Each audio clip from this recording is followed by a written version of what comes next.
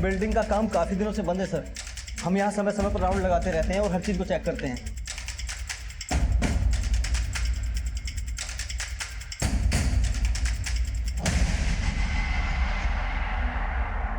लड़की जिंदा है, एम्बुलेंस बुलाओ।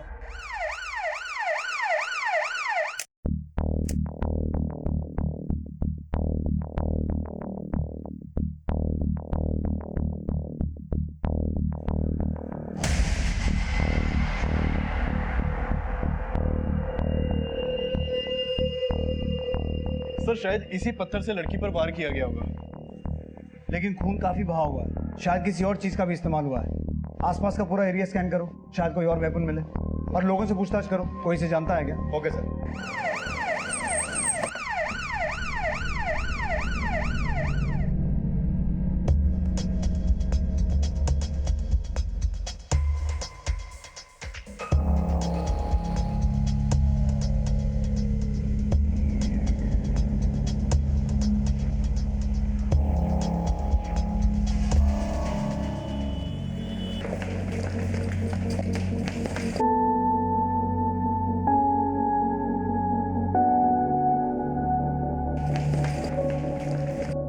हम आपसे कुछ भी नहीं छुपा रहे हैं सर। सच में इस लड़की को यहाँ पर कोई नहीं जानता और ना ही हमने इस लड़की को यहाँ पर लाते हुए किसी को देखा है सर। ठीक है त्यागी, इन सब का नाम, एड्रेस, फोन नंबर नोट करो। सर उस पत्थर के अलावा यहाँ ऐसा कुछ भी नहीं मिला जो सस्पिशियस हो, और उस लड़की के पास भी ऐसा कुछ नहीं मिला जिससे उसकी आइडेंटिफिकेशन हो सके। यहाँ पूरी बिल्डिंग में सीसीटीवी कहीं नहीं है। सर ये पूरा इंडस्ट्रियल एरिया है, यहाँ पर गार्ड के अलावा आसपास में सिर्फ लेबर क्लास के ही लोग रहते हैं। मैंने कई लोगों से पूछताछ की लेकिन उनमें से कोई भी इस लड़की के बारे में नहीं जानता। लेकिन ये लड़की देखने में लेबर क्लास की नहीं लग रही है। सर हो सकता है ये लड़की इस एरिया की हो ही ना, और ये एरिया काफी सुनसान भी है सर। अंधेरा होने के बाद ज्यादा लोग आते जाते भी नहीं है यहाँ पर। हो सकता है इसी बात का फायदा उठाकर कोई पर्पसली से यहाँ लेके आया हो। इस लड़की के कपड़े काफी फटे हुए थे, मुझे लगता है इसके साथ रेप किया गया होगा और फिर इसे जान से मारने की कोशिश की गई। किलर को लगा होगा कि लड़की मर चुकी, लेकिन लड़की जिंदा थी। And now I really hope कि डॉक्टर्स इसकी जान बचाने में कामयाब हो जाएं। आरती अब भी जिंदगी और मौत से लड़ रही थी, पर पुलिस उसके नाम और पहचान से अनजान थी और काफी कोशिशों के बावजूद पुलिस आरती से जुड़ी कोई जानकारी नहीं जुटा पाई थी। वहीं उसका इलाज कर रहे डॉक्टर्स ने उसे बचा तो लिया था, लेकिन उसे इतनी बेरहमी से मारने की कोशिश की गई थी कि आरती कोमा में जा चुकी थी।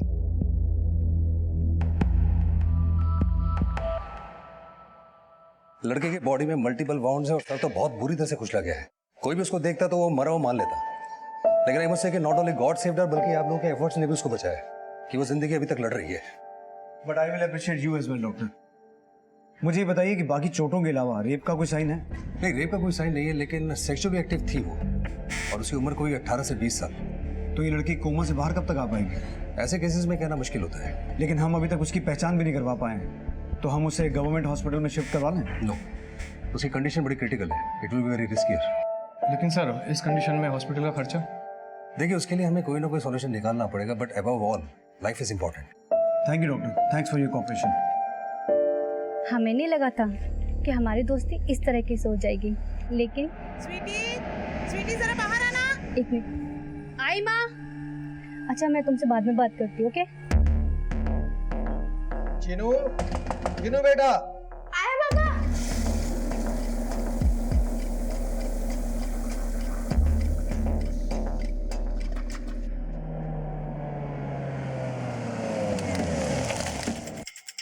सर हमने उस कंस्ट्रक्शन साइट के आसपास के एरियाज में भी पूछताछ की, लेकिन वहां पर भी उस लड़की के बारे में कोई कुछ नहीं जानता।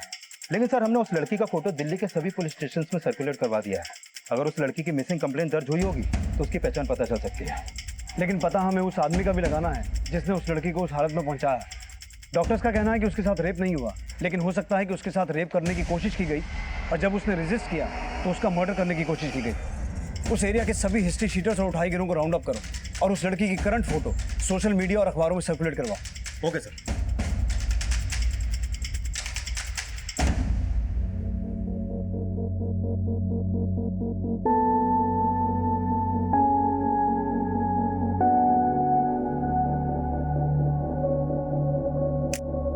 आरती की पहचान पता करने के लिए पुलिस हर संभव प्रयास कर रही थी, पर सोशल मीडिया और न्यूज की मदद लेने के बावजूद उसका कोई करीबी सामने नहीं आया था। दिल्ली के किसी भी पुलिस स्टेशन में उसकी मिसिंग कंप्लेंट नहीं फाइल हुई थी और दूसरे स्टेट्स की पुलिस से भी कोई क्लू नहीं मिल पाया था। एक तरफ पुलिस आरती की कोमा से बाहर आने का इंतजार कर रही थी, वहीं उसके गुनहगार का पता लगाने के लिए एरिया के हिस्ट्री शीटर्स और उठाईगिरों को राउंड अप किया जा रहा था। लेकिन आरती किसके अपराध का शिकार हुई होगी, ये अभी भी रहस्य बना हुआ था। 30 दिन गुजर चुके थे पर उसकी पहचान का कोई स्रोत नजर नहीं आ रहा था और ये केस एक ब्लाइंड केस नजर आ रहा था। ये केस चाहे जितना भी ब्लाइंड हो, लेकिन उस लड़की के होश में आने की उम्मीद अभी भी कायम है। उस लड़की का बयान अब भी इस ब्लाइंड केस को रोशनी दे सकता है। जी डॉक्टर यादव। गुड न्यूज़ है सर। सर लड़की ने सेंसेस गेन करना शुरू कर दिया है, उसकी आई बॉल में मूवमेंट है और उसने आई कांटेक्ट मेंटेन करना शुरू कर दिया सर। हालांकि उसकी आंखों से अक्सर आंसू ही निकलते रहते हैं, लेकिन उसको पूरी तरह से सेंसेस में आने में थोड़ा सा वक्त लगेगा। लेकिन उसे बोलने में कितना वक्त लगेगा, क्योंकि हमारी इन्वेस्टिगेशन उसके बयान पे डिपेंडेंट है। सर कह नहीं सकता, हमें उसके लिए थोड़ा सा इंतजार करना पड़ेगा। ठीक है, थैंक यू डॉक्टर।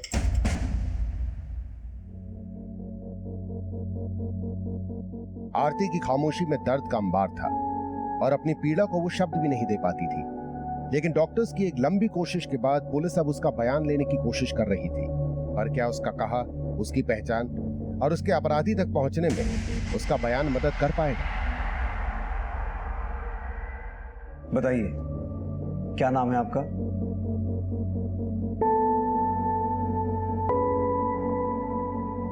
ये सिर्फ अपना नाम नहीं, सब कुछ बताएंगे, लेकिन मुझे लगता है ये शायद किसी को मिस कर रही है। हो सकता है आप जिसे मिस कर रही हैं वो भी आपको मिस कर रहा हो। आप पापा मम्मी को याद कर रही हैं? बताइए। छोटू। कौन है छोटू? आपका भाई है? बेटवा है। छोटू आपका बेटा है? क्या उम्र होगी छोटू की? मेरे ख्याल से इनको ठीक से याद नहीं है, हमें थोड़ी मदद करनी चाहिए। ठीक है, एक काम करते हैं, हम सब गेस करते हैं, आप बताना हमें से कौन सही है। डॉक्टर यादव, मुझे लगता है छोटू 1 साल का होगा, आपको क्या लगता है? मेरे ख्याल से 1.5 साल का भी हो सकता है। नहीं सर, छोटू 2 साल का भी हो सकता है या फिर 2.5 साल का। 10 साल। 10 साल? और छोटू आपका बेटा है?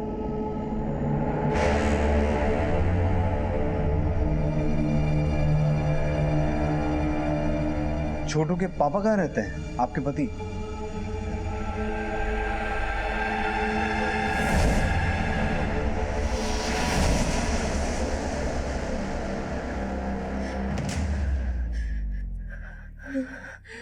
छोटू के पापा का क्या नाम है?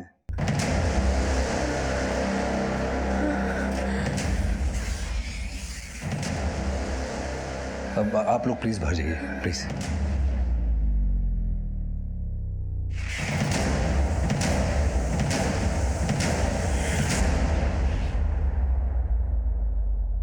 सर, इस लड़की की उम्र 18 या 20 साल से ज्यादा नहीं होगी और ये बोल रही है कि इसका एक 10 साल का बेटा है।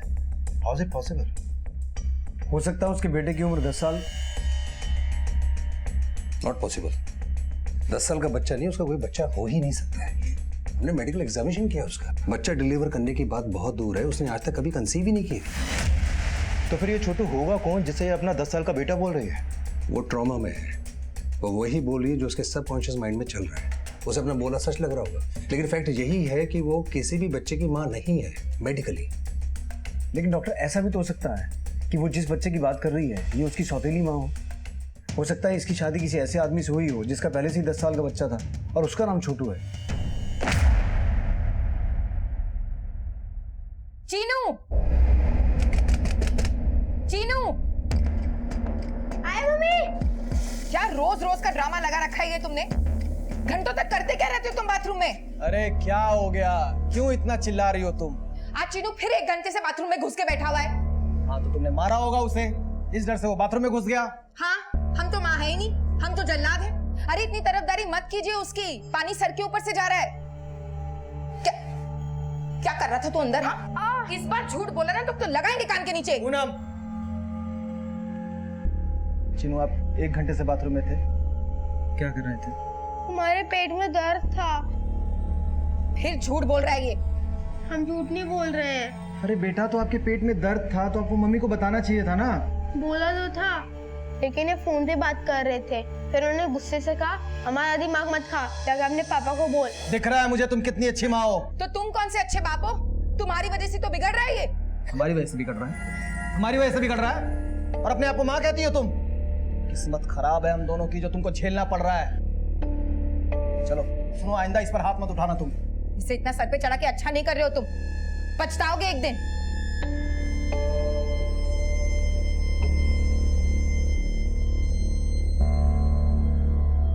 सर अगर वो लड़की 10 साल के छोटू की सौतेली माँ है तो कहीं ऐसा तो नहीं कि वो अपने पति के धोखे का शिकार हुई हो?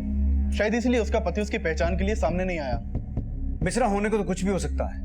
हो सकता है उसके पति ने उस लड़की के साथ साथ उसके घर वालों को भी धोखे में रखा हो, या फिर उस लड़की का कोई करीबी हो ही ना। चांसेस इस बात के भी हैं कि उस रात उस लड़की के साथ साथ उसके किसी करीबी को भी मारने की कोशिश की गई। कहीं ऐसा तो नहीं कि वो लड़का छोटू उस रात इसके साथ ही था और इस लड़की को घायल करके छोटू को अगवा कर लिया गया। ये लड़की हमें 2 अगस्त को मिली थी। मिश्रा, पता करो 2 अगस्त के आसपास किसी 10 साल के बच्चे की लाश मिली है या कहीं कोई मिसिंग बच्चा बरामद हुआ हो जिसकी उम्र 10 साल के आसपास की हो। इससे हमें छोटू की कोई लीड मिल सकती है।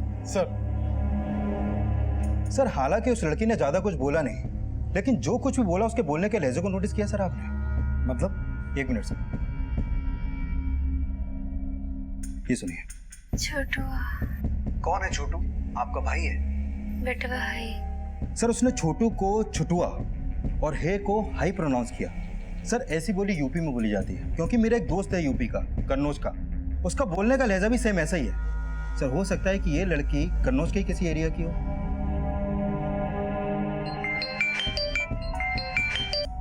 हेलो। हेलो कांचा दीदी, कैसे हो आप? Akanksha, sorry it's wrong number.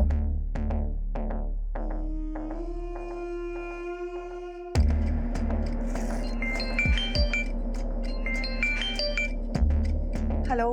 Hello Kancha दीदी, आपने फोन क्यों काट दिया? यहाँ कोई आकांक्षा नहीं रहती, आपने गलत नंबर डायल किया है। हमने तो 87676044 पे फोन लगाया है। हाँ, ये नंबर हमारा है, यहाँ कोई आकांक्षा नहीं रहती है। आपका नाम क्या है दीदी? बताइए, क्या है आपका नाम? पारुल। देखो बेटा, यहाँ कोई आकांक्षा दीदी नहीं रहती है। लेकिन आपकी आवाज तो बिल्कुल आकांक्षा दीदी जैसी है। बट हम आकांक्षा नहीं है। तो क्या हुआ? लेकिन आप दीदी तो हो, क्या आप हमारी दीदी बनोगी?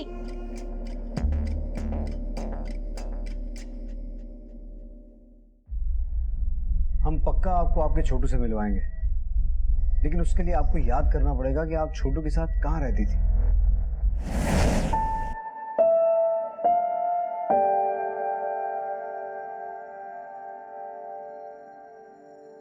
आपका घर तो कन्नौज में है ना? कन्नौज। कन्नौज में कहाँ रहती थी आप? कन्नौज। कन्नौज। कन्नौज।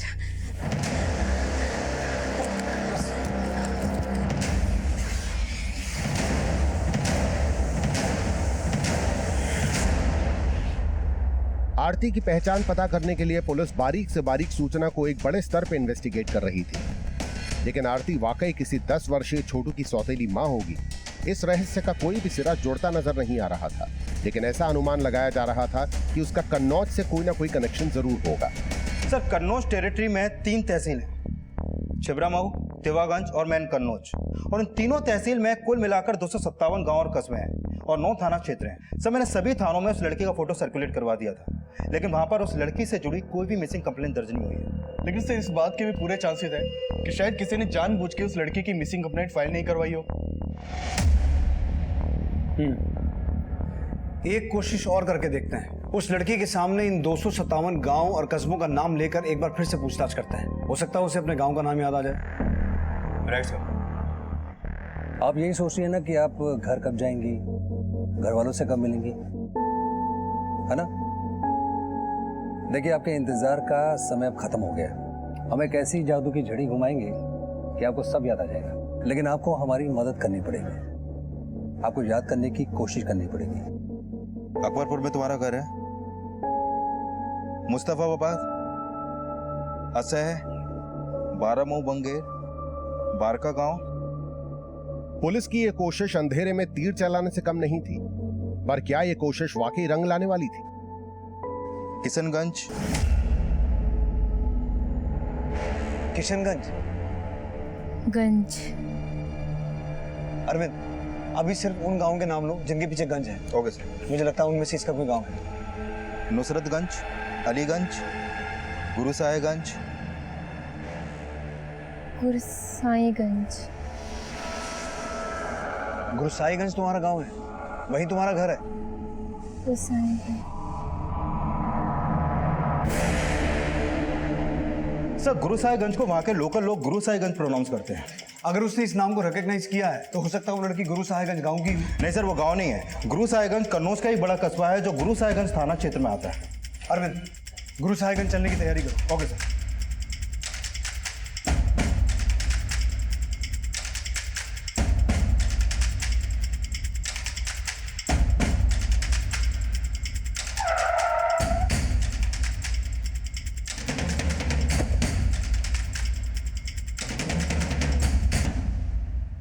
सर, आपका फ़ोन आने के बाद से ही हमने सब कुछ अच्छे से चेक किया है। सर, इस लड़की की ना तो कोई मिसिंग कंप्लेंट दर्ज हुई है और ना ही इसके बारे में कोई और इन्फॉर्मेशन मिली है। लेकिन पांडे जी, अब जरा कोशिश लग के करनी पड़ेगी, क्योंकि हमें पक्का यकीन है कि ये लड़की यहाँ गुरुसाहिबगंज की रहने वाली है। अगर इसकी कंडीशन थोड़ी अच्छी होती तो हम इसको अपने साथ ले आते और इसका घर ढूंढने की कोशिश करते। पर सर, आपको हमसे जो भी हेल्प चाहिए हम आपकी हेल्प करेंगे। पांडे जी, या तो इस लड़की के माँ बाप यहाँ के रहने वाले हैं या हो सकता है इसका पति यहाँ का है। सर, ये शादीशुदा है? जी, और इसने एक बच्चे का नाम भी लिया है, छोटू। शायद ये उसकी सौतेली माँ है, क्योंकि छोटू की उम्र इसने 10 साल की बताई है। अब जाहिर सी बात है इसके पति की उम्र इससे 15-20 साल ज़्यादा तो होगी, और अगर इसके माँ बाप यहाँ के हैं तो इसने यहाँ के किसी स्कूल कॉलेज में पढ़ाई तो की होगी। ठीक है सर, हम दोनों ही पॉसिबिलिटीज़ पर काम करेंगे। शायद आप लोगों की तलाश यहाँ गुरुसाहिबगंज में खत्म हो जाए।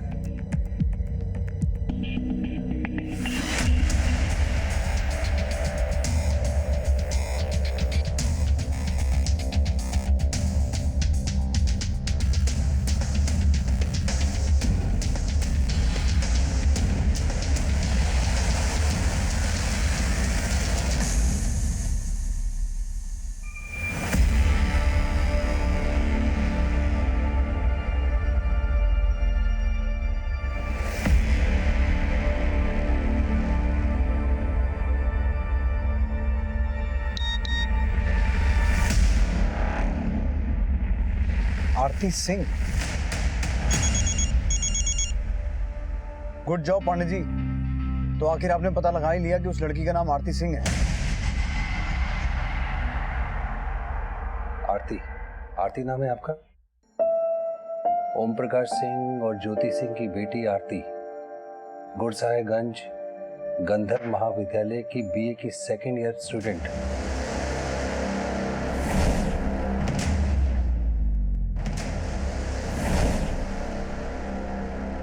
याद आ रहा है? आरती? आरती बेटा उठ, कॉलेज नहीं जाना क्या? उठ। क्या है माँ, 10 मिनट और सोने दो ना। उठ जा आरती, पापा पार्क से आने वाले हैं। आके देखा ना तो अब तक सो रही है, तो पूरा घर सर पर उठा लेंगे।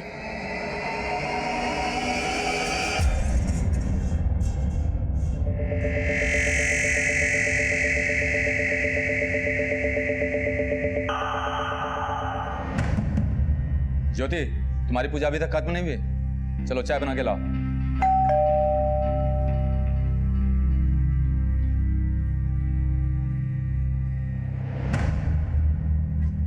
हाँ, आरती हमारी ही बेटी है, लेकिन अब वो हमारे साथ नहीं रहती।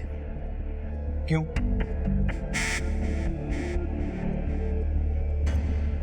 और आरती कब से आपके साथ नहीं रह रही? लेकिन आप उसके बारे में इतना क्यों पूछ रहे हैं? पहले आप ये बताइए कि आपकी बेटी पिछले 4 महीने से कॉलेज क्यों नहीं गई है? और आप जानते हैं कि इस वक्त वो कहाँ है? क्या हुआ? बताने में इतनी तकलीफ क्यों हो रही है?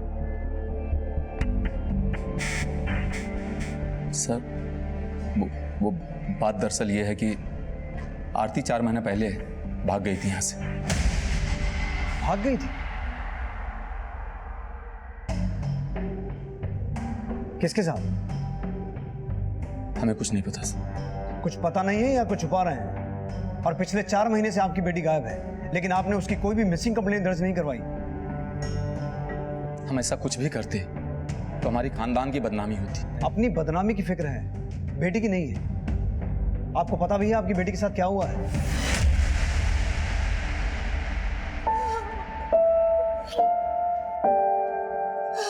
बेटा, हमसे गलती हो गई, हमें माफ कर दो।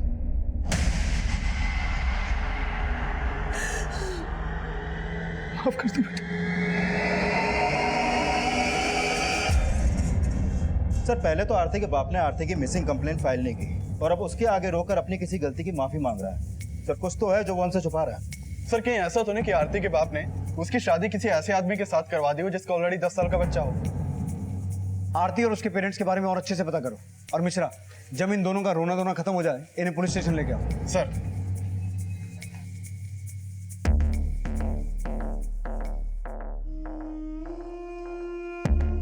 अरे हमारे पति तो रोज कहते हैं कि हमसे शादी करके पछता रहे हैं। हमारे बेटे को भी ऐसा बना दिया कि हमसे ही बगावत करता है। चीनू, हम बाद में कॉल करते हैं। कहाँ जा रहा है? बाथरूम नहीं जा रहे हैं। तू कहाँ जा रहा है? खेलने। हमसे पूछा तूने? नहीं। कहीं खेलने वेलने नहीं जाना है? चलो अपना होमवर्क खत्म करो पहले।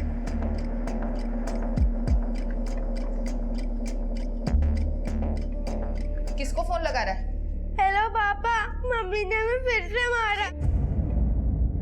सर, आप बेकार में शक कर रहे हैं। हम तो सिर्फ अपनी इज्जत की खातिर आरती के भागने के बाद रिपोर्ट नहीं कराए।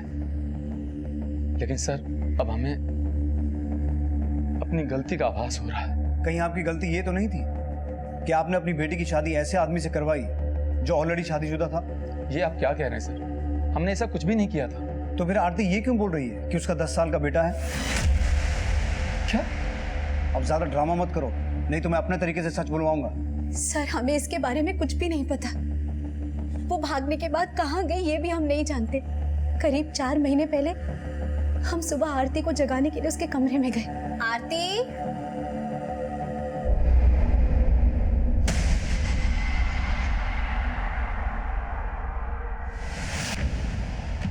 आरती के पापा,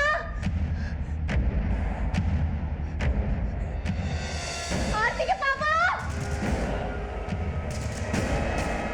आरती के पापा। क्या हुआ? आरती घर में कहीं पे भी नहीं है। और ये देखिए। सर, उसके गायब होने का रिपोर्ट इसलिए नहीं लिखा है क्योंकि हम इस बात पे शर्मिंदा नहीं होना चाहते थे। वो सिर्फ खुद ही नहीं भागी थी, बल्कि घर से 2 लाख के गहने और 25,000 रुपये भी गायब थे। अब अपना किया छुपाने के लिए अपनी बेटी को चोर भी बोल रहे हैं? नहीं सर, हम तो ये सोच रहे थे कि एक दिन भूले भटके सही सलामत शायद वो घर वापस आ जाएगी, लेकिन हमने ये नहीं सोचा था कि उसके साथ इतना बुरा हो। आपने कहा कि आरती फोन इस्तेमाल करती थी, उसका नंबर दीजिए। आरती का मोबाइल नंबर पता चलते ही उसके कॉल रिकॉर्ड्स निकाले जाने लगे। आरती के माता पिता शक के घेरे में थे। उनकी आरती से जुड़ी हर जानकारी जुटाई जाने लगी। सर, इन लोगों ने आरती की शादी की होगी ऐसा तो हमें कुछ भी नहीं पता, लेकिन आरती का बाप एक नंबर का लालची और घमंडी इंसान है। आरती को मारता भी बहुत था। हम तुम्हें कॉलेज भेज रहे हैं, इसका ये मतलब नहीं हम तुम्हें खुली छूट दे देंगे। आज इतनी लेट क्यों आई? बोल। आरती, क्या कर रही है तू? कुछ नहीं। बता ना। अरे बता। तो तू यहाँ पढ़ नहीं रही है, भजन कर रही है। क्या काजल, तुम भी हमारा मजाक उड़ा रही हो? मजाक तो अपना तुम खुद उड़वाती हो। 5.25 फीट की हाइट और ये 3 फीट की चोटी, ऊपर से माथे पे चंदन का टीका। खुद को बदलती क्यों नहीं? क्या करें, हमारी किस्मतें कुछ ऐसी है, जो पापा कहते हैं वही करना पड़ता है। कल आप हमसे मिलने आ रहे हैं ना? सोचेंगे, पर आपने तो कहा था कि आप भी हमसे मिलना चाहते हैं। अभी हम सच में बहुत बिजी हैं, हम आपसे बाद में बात करते हैं, प्लीज बाय।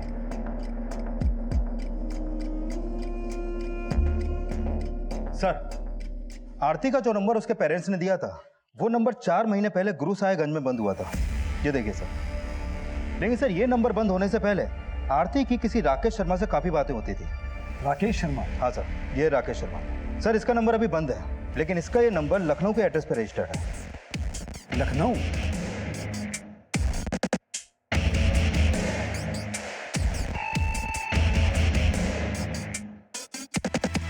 क्या बात है चीनू, पढ़ाई पर ध्यान दे रहे हो? कोई पढ़ाई वढ़ाई पे ध्यान नहीं है इसका। इतना लाड करेंगे तो भविष्य खराब हो जाएगा। खुद को देखो जरा, जीना आराम कर रखा है तुमने। राकेश शर्मा जी।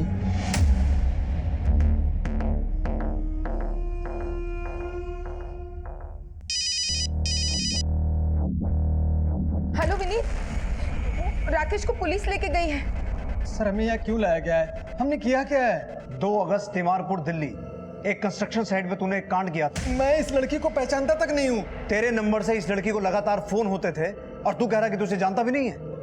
नहीं सर, हमने कभी इस लड़की को फोन ही नहीं किया है। तेरा दूसरा नंबर बंद क्यों है? हमारा फोन चालू है, 447632 आप लगा के देख लो ना। इस नंबर की बात नहीं कर रहा हूँ, उस नंबर की बात कर रहा हूँ जिससे तू आरती को कॉल किया करता था, 4453666891। अरे नहीं नहीं सर, ऐसा कोई नंबर हम इस्तेमाल ही नहीं करते हैं सर। ये नंबर तेरे नाम पर रजिस्टर्ड है। सर हमें जरूर कोई फंसा रहा है सर। कौन फंसाएगा तुझे? कौन दुश्मन है तेरा? हम खुद ही नहीं समझ पा रहे हैं। और 2 अगस्त को तो हम अपने ऑफिस की मीटिंग के लिए कोलकाता गए हुए थे। मम्मी, पापा को पुलिस क्यों लेके गई?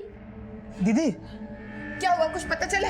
दीदी वो जीजा जी, आप थोड़ा साइड में आइए ना। क्या? सर राकेश शर्मा का एक 10 साल का बेटा भी है, चीनू। ये उसका फोटो सर। कहीं ये चीनू ही तो छोटू नहीं है जिसके बारे में आरती बात कर रही है? हो सकता है राकेश ने आरती को शादी के सपने दिखाए हों और आरती इसी चीनू को छोटू समझ रही है। लेकिन सर ये चीनू राकेश और उसकी बीवी पूनम का बेटा है, और मैंने पता किया कि ये राकेश अपनी बीवी और चीनू के साथ ही रह रहा था। तो फिर आरती से उनका कनेक्शन मुझे नहीं लगता सर। अरविंद, राकेश का वो नंबर जिससे वो आरती को कॉल करता था और उसका दूसरा नंबर, उन दोनों नंबर्स के कॉल रिकॉर्ड्स चेक करो और राकेश से जुड़ी हर एक इन्फॉर्मेशन निकलवाओ।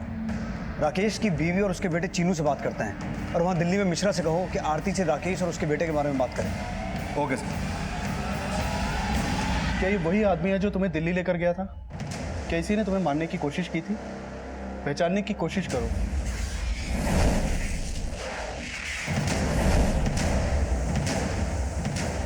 इसका नाम राकेश है। अच्छा, और इस बच्चे को जानती हो? यही छोटू है ना? आरती ने जिस 10 वर्षीय छोटू को अपना बेटा बोला था, उसके चीनू होने का कोई प्रमाण नहीं था, और राकेश से जुड़ी जानकारियां इस केस को और उलझाने वाली थी। इस एड्रेस को कंफर्म करो। सर राकेश 1 से 5 अगस्त के बीच अपने ऑफिस के काम से कोलकाता में ही था। मैंने उसकी एलिबाई भी चेक की। लेकिन राकेश के फोन से आरती को फोन तो होते थे। सर राकेश ने जो नंबर हमें दिया था वो 1 से 5 अगस्त के बीच कोलकाता में ही एक्टिव था। ये देखिए सर। और राकेश का जो नंबर हमें आरती के कॉल रिकॉर्ड में मिला वो 1 और 2 अगस्त को बंद था। अगर राकेश कोलकाता में था तो हो सकता है उसने किसी और से आरती को मरवाने की कोशिश की हो। सर राकेश के जो दोनों नंबर्स हमारे सामने आए, मैंने पता किया उन दोनों नंबर्स का लोकेशन पैटर्न सिमिलर नहीं है। मतलब कई बार उन दोनों नंबर की लोकेशन एक ही टाइम पर अलग अलग जगह की थी। तो इसका मतलब ये हुआ कि जिस नंबर से आरती को कॉल होते थे वो नंबर कोई और इस्तेमाल कर रहा था। पॉसिबल है सर। और एक बात सर, राकेश के नाम रजिस्टर्ड जिस नंबर से आरती को कॉल होते थे वो नंबर राकेश के अरेस्ट होने से पहले तक भी एक्टिव था, और उस नंबर से इन 2 लड़कियों को लगातार कॉल होते थे, स्वीटी और पारुल। इन दोनों के नंबर्स लखनऊ के अलग अलग एड्रेस पर रजिस्टर्ड है। सर स्वीटी का फोन फिलहाल अभी बंद है, लेकिन ये पारुल का नंबर अभी भी एक्टिव है। सर ना हम आरती को जानते हैं, न स्वीटी को, न पारुल को। सर हमने कुछ नहीं किया, हमें फंसाया जा रहा है सर। लेकिन ऐसा कौन हो सकता है जो तुझे फंसाएगा? और जो नंबर तेरे नाम पर रजिस्टर्ड है वो कोई और कैसे यूज कर सकता है? वही तो हमें खुद समझ में नहीं आ रहा है।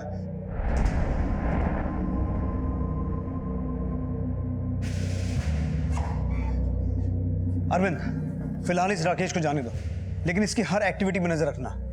अगर ये झूठ बोल रहा है तो सामने आ जाएगा, और इसके दोनों नंबर्स जिन जिन लोकेशंस पर एक्टिव रहते थे उन सभी लोकेशंस को ट्रैक डाउन करो। Okay sir.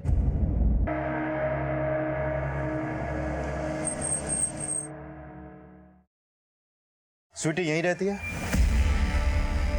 हाँ सर, पारुल मेरी बेटी है, लेकिन बात क्या है? हमें पारुल से मिलना है। कहाँ है वो? सर स्वीटी 3 दिन से गायब है। वो घर से गहने और पैसे लेकर किसी लड़के के साथ भाग गई है। और 1 मिनट सर, चिट्ठी छोड़ गई है। हाँ सर, हमें उस नंबर से कॉल तो आते थे, बट कोई राकेश शर्मा नहीं, सोनू नाम का बच्चा हमसे बात करता था। सोनू? हाँ सर, एक बार उसने हमें गलती से फोन किया था। हमने कहा कि रॉन्ग नंबर है, बट फिर उसके बाद वो मुझसे जिद करने लग गया कि आप प्लीज़ मेरी दीदी बन के मुझसे बात करिए। तो मुझे भी लगा छोटा बच्चा है, ठीक है तो मैं बात कर लेती हूँ। तो मैंने सिर्फ 4-5 बार उससे बात करी, बट उसके बाद फिर वो मुझसे मिलने के लिए जिद करने लग गया। तब मुझे कुछ गड़बड़ लगी, उसके फ़ोन कॉल्स भी बढ़ गए, तो फिर मैंने उसको फिर ब्लॉक कर दिया।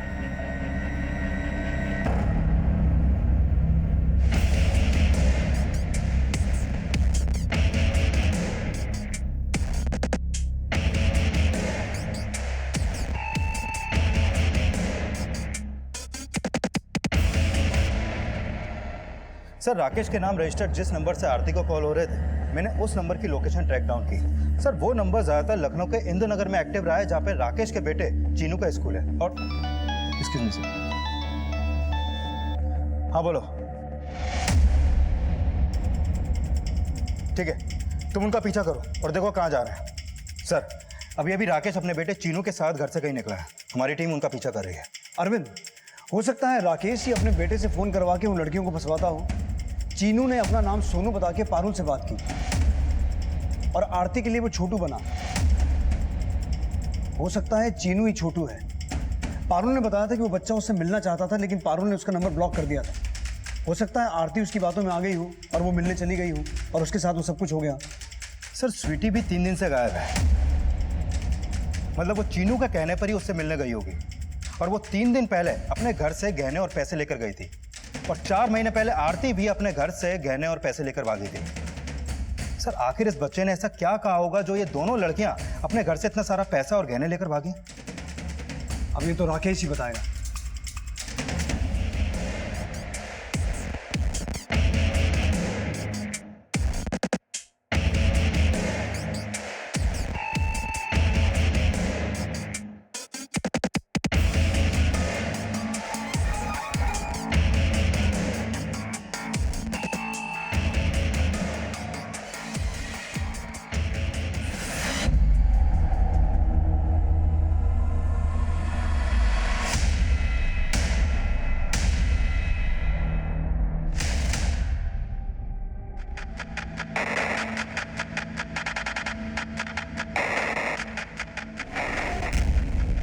पापा की कोई गलती नहीं है, ये सब तो पीयूष अंकल ने किया है। पीयूष अंकल कौन? वो एक मोबाइल शॉप पे काम करते हैं।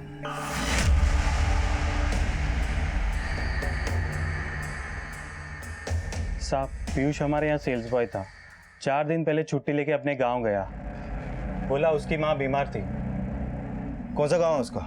मैंने एक दिन पापा से मोबाइल मांगा था, लेकिन उन्होंने नहीं दिया, तो मैंने पापा के पर्स से पैसे चोरी किए और पीयूष भाई की दुकान से आके मोबाइल लिया। भैया मुझे 3000 में कोई अच्छा एंड्रॉइड मोबाइल चाहिए। बेटा 3000 रुपये में एंड्रॉइड फ़ोन नहीं आता है। हाँ तुमको एक पुराना फ़ोन दे सकता हूँ मैं, लेना है? चलेगा तो। लेकिन फ़ोन के साथ साथ सिम कार्ड भी लेना पड़ता है, वो कैसे लोगे? उसके लिए मैं मेरे पापा का आधार कार्ड लाया हूँ। दिखाओ। उन्होंने हमें सिम और मोबाइल दिया और कहा अगर हम उनके लिए इन लड़कियों से बात करेंगे तो वो हमारे पापा को नहीं कहेंगे। तो वो हमें नंबर देते गए और हम उनसे बात करते गए। आरती दीदी, क्या आप हमारी दीदी बनोगी? हमारी कोई दीदी नहीं है। भाई तो कोई हमारा भी नहीं है छोटू, लेकिन आप हमें दीदी क्यों बनाना चाहते हैं? इसलिए क्योंकि आप बहुत अच्छी बातें करते हैं। तो आरती तुम्हें छोटू समझकर तुमसे बात करती थी और वो तुम्हें अपना छोटा भाई भी समझती थी। और पीयूष भैया हमारे बड़े भैया बन के उनसे बात करते थे। क्या बात करते थे? पता नहीं, लेकिन इतना पता है वो रात को मोबाइल लेके जाते थे और सुबह लौटा देते थे। तो ये पीयूष स्वीटी और पारुल से भी बात करता था? नहीं, वो पारुल दीदी से बात नहीं करते थे, इसलिए क्योंकि पारुल दीदी को मेरा फोन करना अच्छा नहीं लगता था। लेकिन वो स्वीटी दीदी से बात करते थे। और जब आप पापा को लेके गए तो वो सब मैंने पीयूष भैया को बताया। क्या? तू ऐसा कर, तू वो फोन फेंक दे और बेटा किसी को कुछ बोलना मत, ठीक है? हाँ। लेकिन ये सब तो मैंने पापा को बताया था। सर, हमने आपको इसलिए नहीं बताया क्योंकि ये सब कुछ चीनू की गलती से हुआ था। हमें डर था कि आप लोग चीनू को परेशान करेंगे।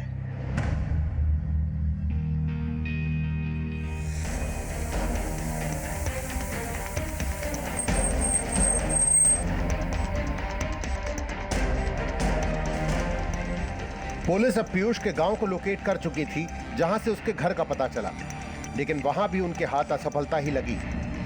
और इसके बाद उन्होंने तुरंत अपना खबरी नेटवर्क अलर्ट किया और पीयूष के एक ठिकाने का पता चला।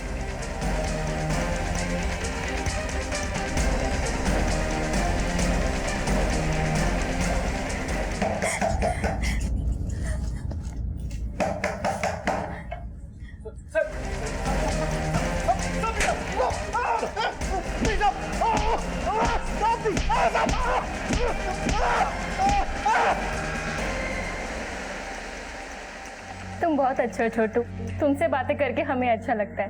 ऐसा लगता है हमारा भी कोई है जिससे हम अपनी सारी बातें कर सकते हैं। दीदी, क्या आप मेरे भैया से बात करोगी? भैया से? मैंने उनको आपके बारे में सब कुछ बता दिया है।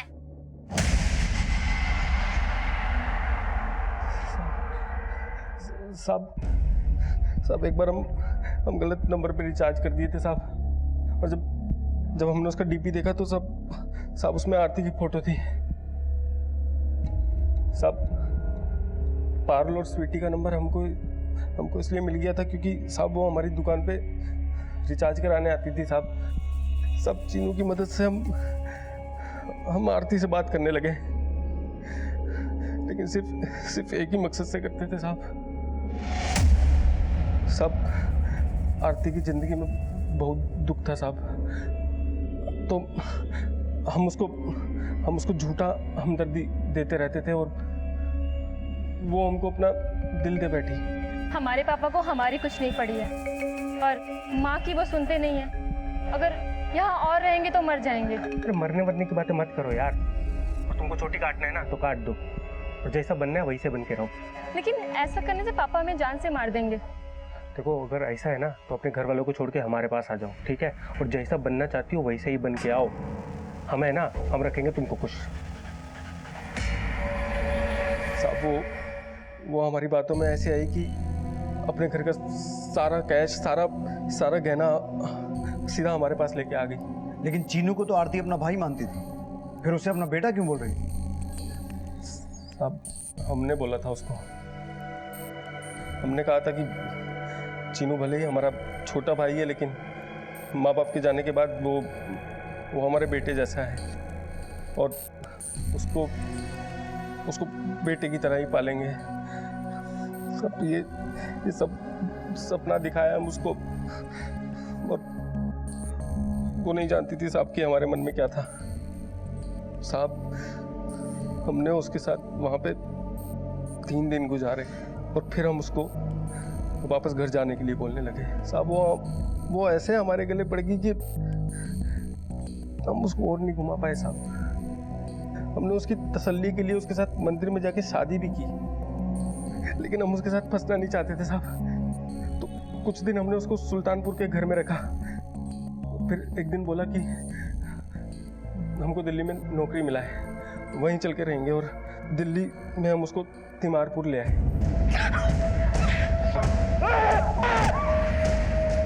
हमें लगा वो मर गई होगी।